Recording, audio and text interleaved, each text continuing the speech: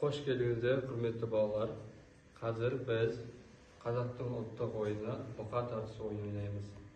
Бұқа тартысы ойыны бұл ежелден келе жатқан ұлттық ойындарымыздың бірі. Қазақ халқы төрттілік малға жақын болған. Сол себепті бізде асық ату, көптеген ойындарымыз бар. Соның бірі төрттілік малдың біріне байланысты бұқа тартысы ойыны.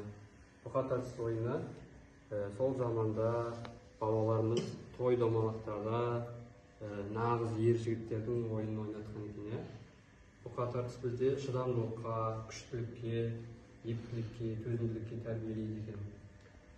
Ойынның шарты екі адам көлденеңнен тұрады және мына тартыс белбеуін алып, жекелерінен, жоғарынан жекелерінен алып, көлденеңнен қарама-қарсы тұрып, екі жаққа тартады. Екі сызығы болады. Кім сызықтан шығарса, сол жеңіске жетеді. Ендеше балалар, қазір біз бұқа тартысы ойынын ойнап көрсетеміз. Ендеше балалар, қазір біз бұқа тартысы ойынын ойнаймыз. Осы жерден екі топқа бөлінеміз. Бізде сол жақ бір топ, ол жақ бір топ. Ендеше бастаймыз. Келіңіздер, Ерхан келе Бейбарыс кел. Белбеуімізді саламыз. Ерхан.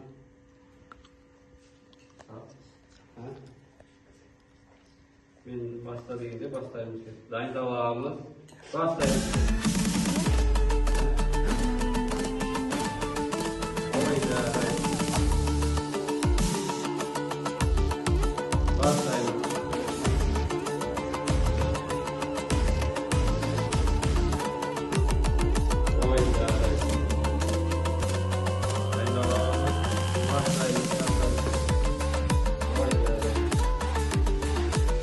Біз қазақтың ұлттық ойындарының бірі бұқа тартысы ойынын ойнадық.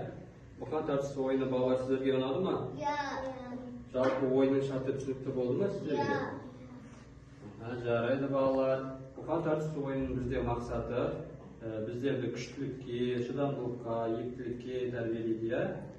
Ендеше балалар, осы ойынымызды ойнау арқылы денсаулығымызды нығайтып, денемізді шынықтырып жүре берейік.